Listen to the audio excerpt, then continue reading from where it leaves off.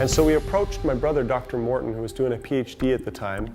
We said, Dr. Morton, can you take this botanical, can you look at it, and can you see if there's any science behind it? He came back and said, you guys realize what you have here. He's just started going through paper after paper after paper of research that had been done in universities throughout the world. The rind of the mangosteen has polysaccharides, it has proanthocyanidins, it has xanthones, which was a new class of phytonutrients to us. Xanthones. Gordon, Aaron, and I looked at each other. Are you kidding me? Xanthones, never heard of it before. It seemed like somebody presented us with an answer book that said, hey, you've got the product, the validation, the science, and a commercial market for it. There was a feeling in that room that we needed to do it, and we need to do it now. How do we bring an exotic fruit to the world, one that's never been brought to market before? We decided to do it in a beverage, use the whole fruit, the peel and the pulp of the fruit.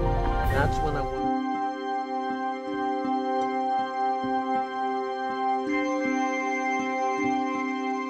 I started doing some searches on PubMed and got a couple of papers on the mangosteen fruit. The scientific name is Garcinia mangostana. The first one that I received was on anti-inflammatory properties. It was in 1979 from University of Madras in India.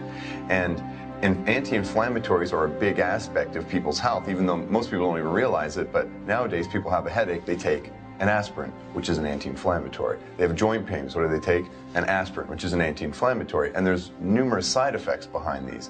So this aspect of being an anti-inflammatory is a big part of the health industry. So I kept looking up and found another paper on anti-inflammatory from 1980, as well from University of Madras in India. And then the big one that came was from Sendai, Japan, where there's a laboratory there that did research on how the mangosteen fruit stops the body from having an inflammatory reaction.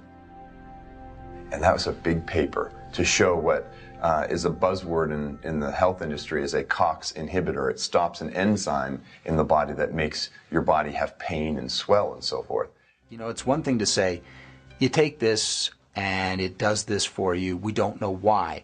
But it's another thing when they've been able to say, the rind of the pericarp from the mangosteen contains xanthones. Xanthones are a chemical compound that is found within the pericarp and in the small part, the pulp, or the actual tasty part of the mangosteen fruit. It's not familiar to most people because it's a chemical class that's not found in most of the fruits and vegetables and plants that are in this side of the world in the United States. Xanthones as a class of substances are found mostly in lower plants, things like lichens and pieces of wood. You're not going to want to eat that. But the only fruit, really, that exists that contains xanthones is the mangosteen, and it contains 40, approximately, of the slightly over 200 that exist in nature. The thing about science is it does not give all of the answers, but it helps give an idea that there is something to this fruit. Groups of scientists that have done the studies have had their peers review it, and the peers come back and say, you know what, that's legit. That's legit science. The science that's required to allow a person to make a choice about what food they're going to eat is a whole lot less detailed than if you were talking about what medicine they were going to use. With supplements in foods, it's an entirely different question. I mean, people can eat whatever food they wish. This is not a medicine. This is a food. And that was the first thing that attracted me, because most things in the supplemental market have little or no science behind it.